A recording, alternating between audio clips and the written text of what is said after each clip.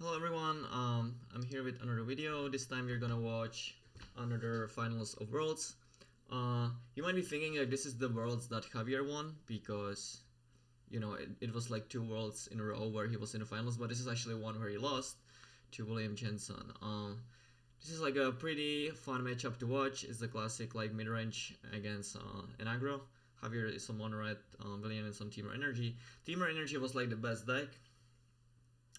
Uh, it just like won all the tournaments. But Ramon Up Red was also a really strong contender, and it wasn't like that much behind. It was probably like 48-52, and Javier is just a master of red decks, so he probably just played that because he just thought that he's gonna play it better.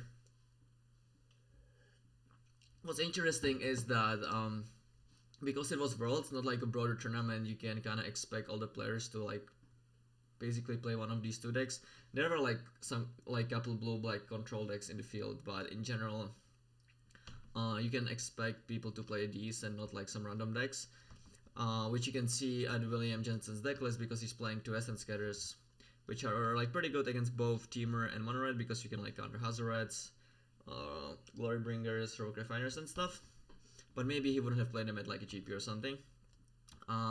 The commentators said that William brought it out 3 of his Glory Bringers, which is actually pretty important because Javier brought in 2 Chandra's defeats, which are obviously great at like Glory Bringer, but if they board them out, the only target you have left is Virtuoso, which is still fine, but sometimes your draw doesn't really line up and you would wish for that to be like an upgrade or something. Like Javier boarded in all the Rampaging Ferocidons, Glory Bringers, and Chandra's defeats, and boarded out Crashers, Abrade, and like one Soul Scar Mage or something, and like one Chuck, or at least that's what the commentators said. So like maybe if he knew that William boards out the dragons, Abrade would have been better than defeat or something, but you know. Interestingly enough, he plays one Chandra, and he has 3 more in board, but he kept exactly only 1 in. I don't really know, but Javier actually the biggest strength of Javier, in my opinion, is that he always presents like the best. He's really good at aggro, but his biggest strength is that he always presents like the best 60 even in like the post-board games. So I'm sure that he just like playtested Infinite and he like came to the conclusion that having 1 is the number that he wants in his matchup. It's true that it has diminishing returns because obviously if you draw the second one, it's not that great, and even like the first one, you don't really want to see it like that often. There are like turns when it's like insane, but a lot of the time it's like bad against potential Glory Bringers or like just creatures attacking in general. So the first one is definitely gonna be the best one in your deck, and like the more that you add to your deck, the power of the card decreases. So, but Chandra actually ends up showing this game, and it's super important. So I just wanted to point that out. Late in the season to qualify. The voice. So both players have a pretty good hand. William has all turn to long task, which is what he wants to see, but Javier has a shock, so like right now it looks pretty good for Javier, right? He like went in shock into Karizev, and he has a Ferocidon next turn, so like it looks pretty good for him, especially with the fact that Rogue Refiner that William plays here can actually do anything against Karizev. Like you can block the 2-1 and the 1-3 has minis. So in the first couple stages of the game, it looks pretty good for Javier. I mean, not like great or anything, but when you're on a draw against Teamer, it can definitely look worse than this. So obviously he's gonna play the first Sedion post combat to not take 1. Not really any interesting play. The plays were basically forced until this point. There are like 3 or 4 key decisions that I want to talk about, but I don't want to skip to them because I think it's better if you see how the game develops. But there is not really that much commentary to be made here. So this turn, William has Servant, Essence Scatter, and Harness Lighting. So, he's thinking about like what to do, because he wants to kill the Ferocidon, but also he doesn't really want to tap out with for the Essence Scatter because like Javier might have a Hazard or something. So what he ends up doing is that he plays Servant, and then he has option for both. Like if he plays an Hazard, he can still scatter it, but if he doesn't, he can still harness lightning. So, oh, I guess it was a long task up, not servant. I guess he had both. I'm sorry about that. But yeah, especially with the cap, like Javier doesn't really have good attacks here because William can just double block any of those two creatures, and it's just a not good trade for Javier. So this play makes a lot of sense. So Javier really wanted to draw land here, but he didn't. So, you know, and actually what I was talking about came up here. Like had he had a braid over this defeat here, he could have just like killed Refiner and attacked with both. It wouldn't be that great because then William can just kill this. But I'm just saying that potentially it might have been better. Like when you watch like these matches at like the top level, you're often thinking that maybe like there weren't actually that many decisions. Both players just like played perfect, and one of them just got lucky, right? Like they're pros, they're not making mistakes, it's just random. But the thing that you don't really see is like the cards that they put into their deck. Like I actually think that that's like the hardest thing about Magic. Also, probably the most important one, and the one that you can't really see that much is like the cards that you choose to have in your deck. Not only like the version that you play, but the way you sideboard it. Like how do you think your opponent sideboard it, and like how did you adjust it to that? Because like all of the times, just like making the right play is like less impactful than just like drawing a different card instead of a card that you drew, right? Like if you drew like a Glorybringer instead of a Beaumont Courier or whatever, that's just like an insane difference, right? So I'm just like trying to point that out.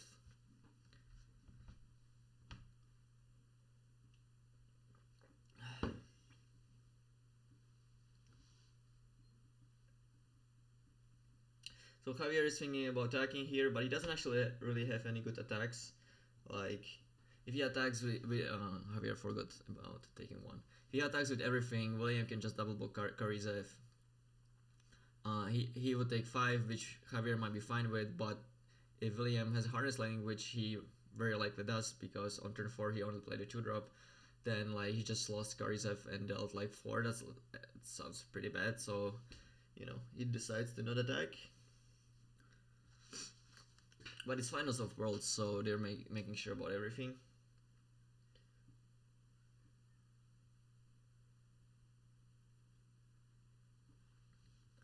So yeah, William kills the Ferocinon. Forced play, basically.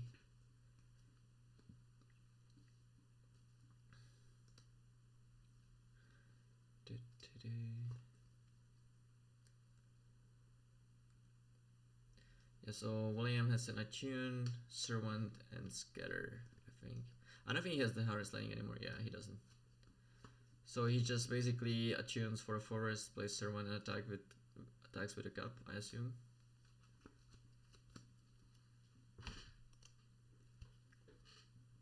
Yeah, so like right now it looks like really good for Jensen, right? The only thing is missing is like one more big spell. Because now, like, he has the disadvantage with Cup. He has like a huge creature that Javier can really kill, but he doesn't have like something powerful to really completely close it down. There is still a chance that he just like kind of floods out and Javier, you know, gets ahead with some big card, but that's gonna be really hard to do, right? Because William has the scatter for the big cards like Glorybringer or Hazoret, but Javier has the perfect card. He has Chandra, which is basically like the only card that can get him back out of this game. It gets around Scatter, and it provides enough value that he might actually be able to outgrind this Cup, potentially, if William gets unlucky and doesn't draw anything good. So he draws the land. He really needed to draw that land this turn, otherwise he was just screwed, I think.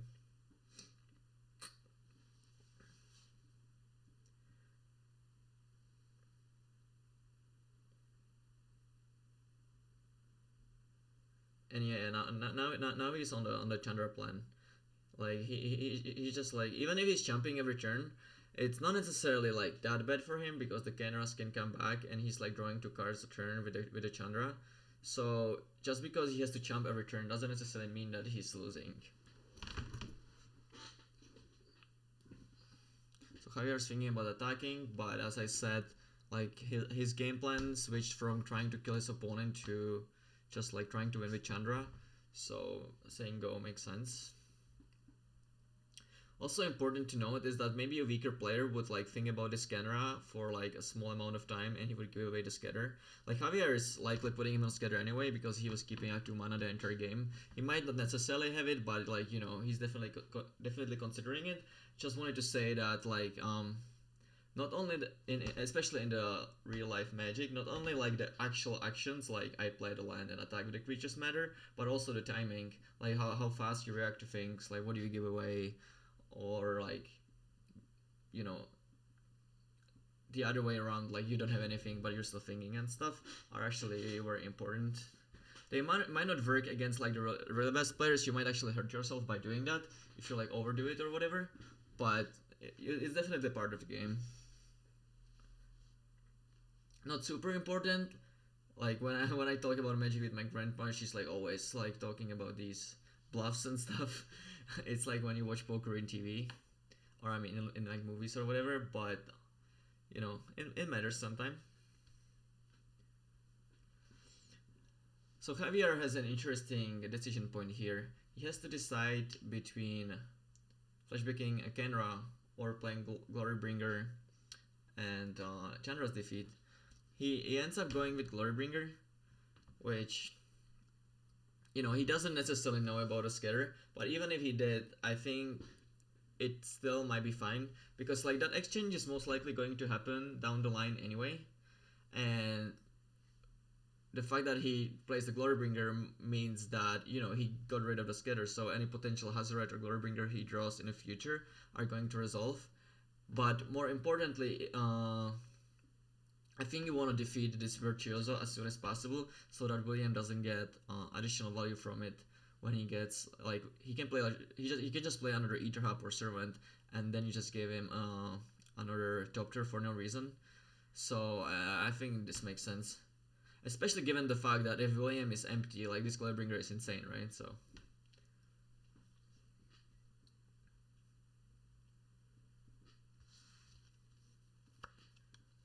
it still like looks pretty good for William, but it's definitely not like game over at this point, right? Like 2 turns ago, I thought it was over, but William is not drawing anything impactful, so this game still continues. Yeah, another land. So another interesting thing happens this turn. William plays a Servant here, which puts him up to 4 energy, but Javier doesn't. Chandra's defeats the Virtuoso in response, and I don't really understand that. He might just be afraid of Glorybringer, but in the end, he decides to kill the Virtuoso end of turn anyway. So I don't really get that. It's not like William has like multiple cards in his hand to play a land plus Glorybringer. So if you're gonna kill it, why don't you kill it in response? I just don't understand. The additional Doctor is gonna be crucial. Like, it's gonna be like so impactful. Like, I don't know. It might have lost in the game. I might be missing something. Like Javier is obviously insane, so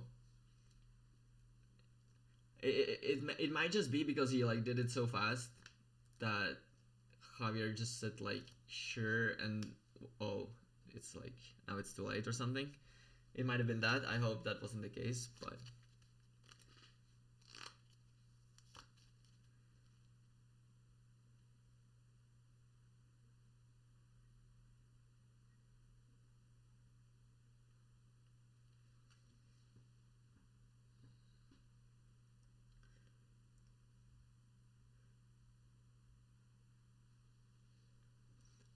Oh, okay, so it looks like everything attacked Javier.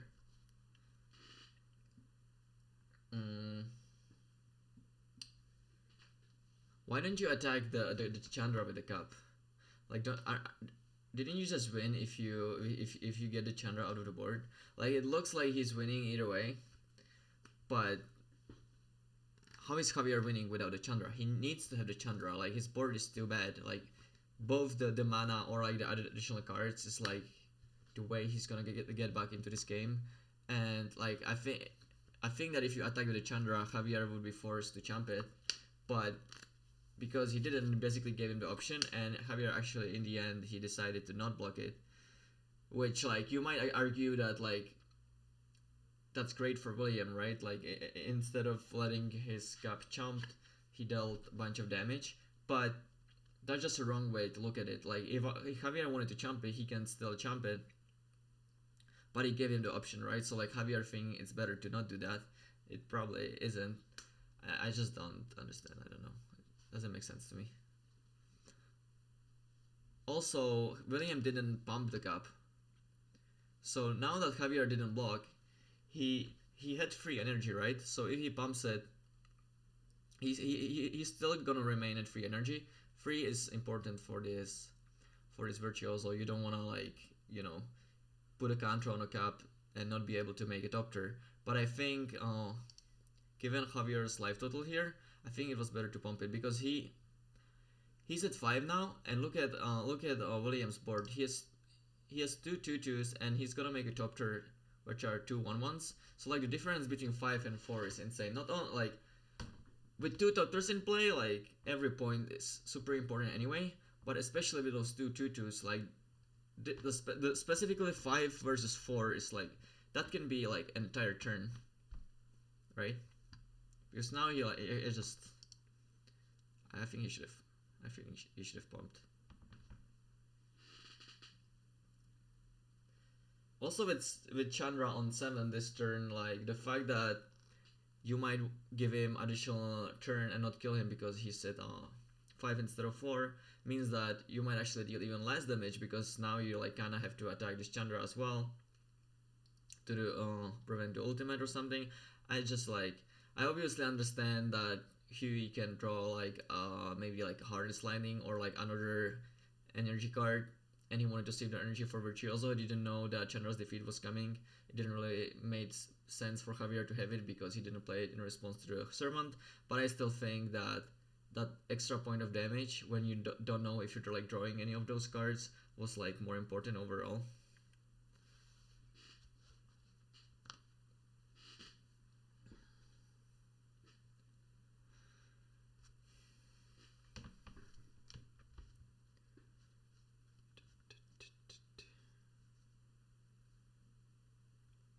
So yeah, so like with Chandra on 7, Huey is thinking about if he cares about it or not.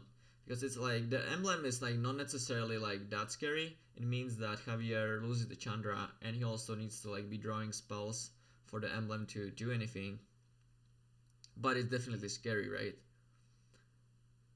Like what if Javier just draws some really good card and then he has the emblem in play, and every time he plays this, like I think it makes sense to attack it for 1.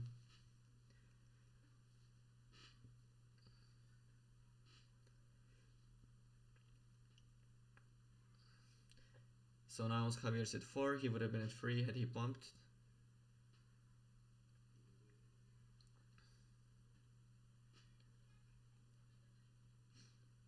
Doesn't seem to be super, like the 1 point doesn't seem to be super relevant so far, but it's not like that 2 energy sitting over there is like doing that much, and I think we can all agree that with 2 doctors in play, you would definitely like Javier to be at 3 here, right?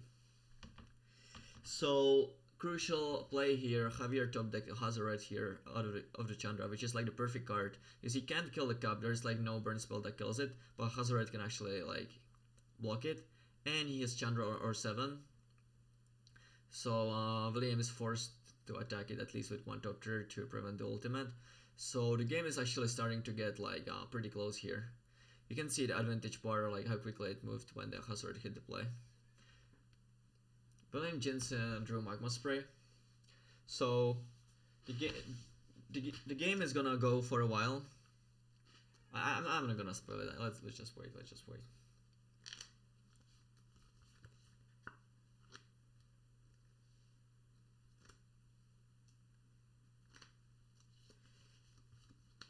Yeah, so what Huey can actually do here is he can also maybe attack with the Servant. Like, let's say he attacks with everything. If the Karizev blocks Servant, he can kill it with a Shock. Magma Spray. But if Javier doesn't Then let's see, 6. Maybe like William was worried about dying. That doesn't really make sense. I think you would trade off Servant for Karizev, right? What I'm saying is that if he attacks with everything, Javier has 2 options. He can like Hazoret on Servant, kill it, and chump the cup. So like these 2 would trade off, or he can just like let these 2 bounce and block this. Like he can also take 2, but he would never do that. He would block, right? So don't you want to Magma Spray this like 1-3 here? Does like you know, potentially if Javier bricks or whatever, like you can just like attack with everything next turn and kill him. Like I think that if William could trade his Magma Spray for this, he probably would have done that. If, like I don't know. I don't understand that play really. But this is not something that I'm sure about.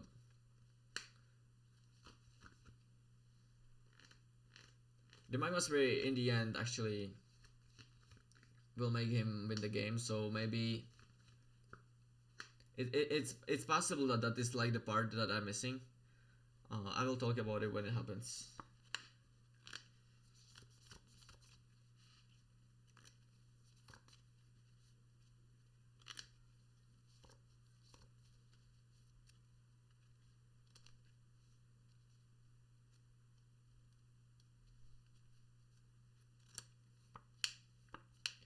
Oh, this is also a very interesting turn. So like Javier is thinking about attacking. So he ends up attacking with Hazoret, which I think is fine because he's not that worried about like the crackback. And if he deals 5, that's really good for him. On the other hand, why would William not block with this cup? Like, don't you want the Chandra to kill the cup? Because if he does that, then you can just attack with 2 top tiers, put him to 1. By the way, had he dealt that 1 extra damage before, that it wouldn't be 3, it would be 2, he would be dead. But like, isn't like blocking, not taking 5 and keeping both of your top tiers better than taking 5 and making Chandra kill the top tier? Like I think that even if William blocked, it's possible that Javier would still kill the top tier, but he was just like trying to cheese in 5 damage. I don't really know, but I don't like the no block. It's kind of like scary, right? Like down the line, the 5 damage might matter a lot. Like he can just like with this extra 5 damage, he can just like kill Chandra, deal 3 to top tier, and then this like top tier basically trades for this, because if he attacks with the top tier to Javier, he can always just kill it with Chandra, and if he attacks with Chandra, well then he's not dealing any damage. And if that's the case, they're just like staring at each other with like Hazoret in play that can shoot for 2, and with like these lands or whatever. So I just don't really want to take 5 here. Like, it just doesn't seem super bad to me.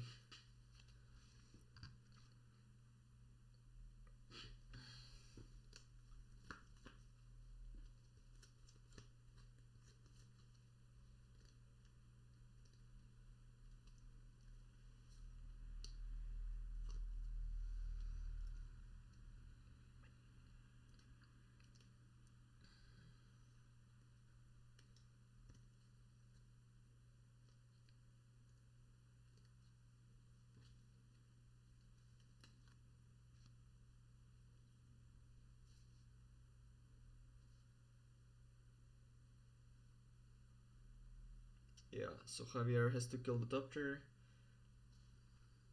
That's basically a forced play. And now it actually swings and it looks really good for Javier, right? Like, he can kill this top tier with his Chandra, so he's not like worried about dying to it. And he's just like dominating the board. Like, I think at this point, Javier is a huge favorite actually. He also has like 2 Kendras in his graveyard, so like this Chandra just like got him back, and like I thought that he's gonna win this game, but let's see what happens.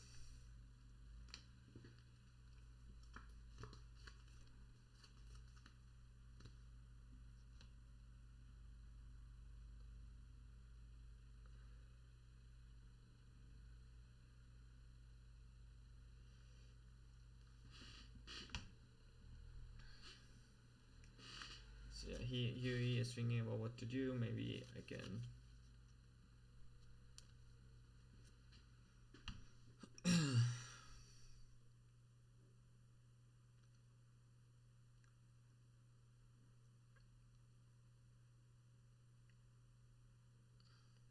Yeah, so he's like thinking about not dying on the crackback, right? Because if he attacks with the cap, Javier can.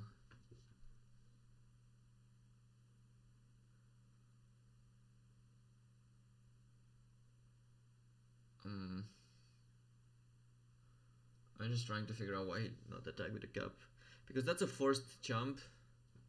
Isn't that the same as blocking with it? But you kind of force. Because like Javier is winning the late game here, it doesn't necessarily have to attack. So like, and if you attack with the cap, you force the jump. So I'm just gonna do the math, right? So he attacks with the cap. Javier blocks with Kenra. He plays turn 1, he went down to 9. Javier kills. He has only 2 servants. He kills 1, he puts it back, he plays Magma Spray, and he dies. Okay, so yeah.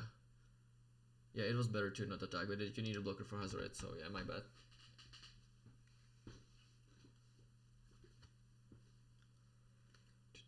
So, okay, this is actually super interesting. I even talked about this to Javier, because I wanted to ask.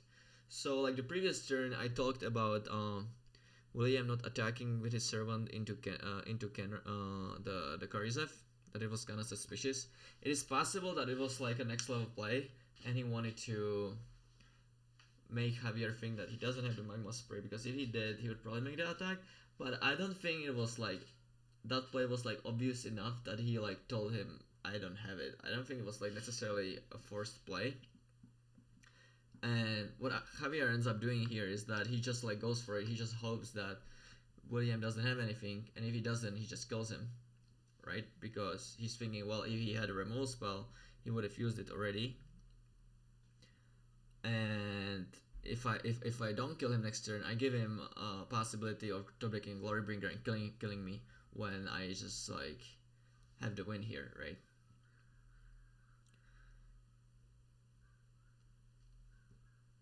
But like I think that if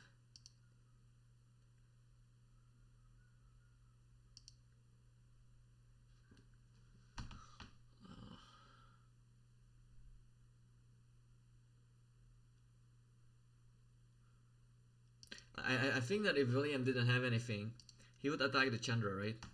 But instead he attacked Javier. Is that right? Let's like rewind a little bit. Yeah. Yeah. So like if William knows that if Javier goes for it, he wins, right? Because he has the Magma Spray and he survives exactly, and then he kills him on a swing back. So he wants him to do that. But if he didn't have the spray, he would like not let the Chandra survive, right? Because Chandra can now kill one of his blockers. So he would like attack Chandra for 1 potentially, and then he would still survive.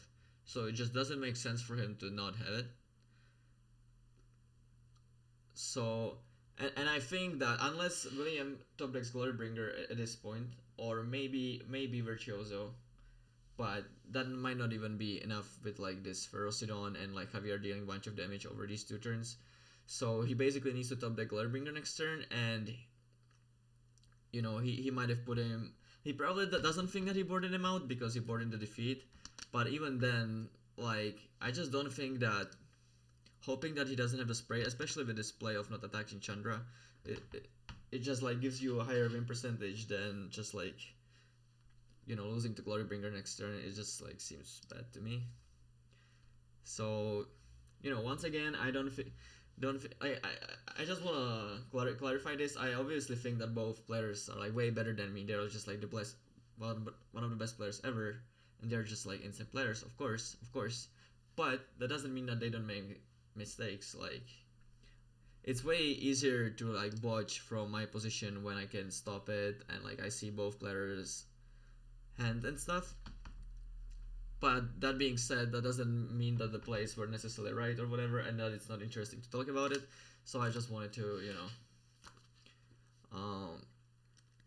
talk about the key points of the match. I think there were like 4 very interesting decisions. So I would like to hear what you think about it if you have time. Thanks you for watching. I will be back, not sure tomorrow, maybe the day after. So bye bye.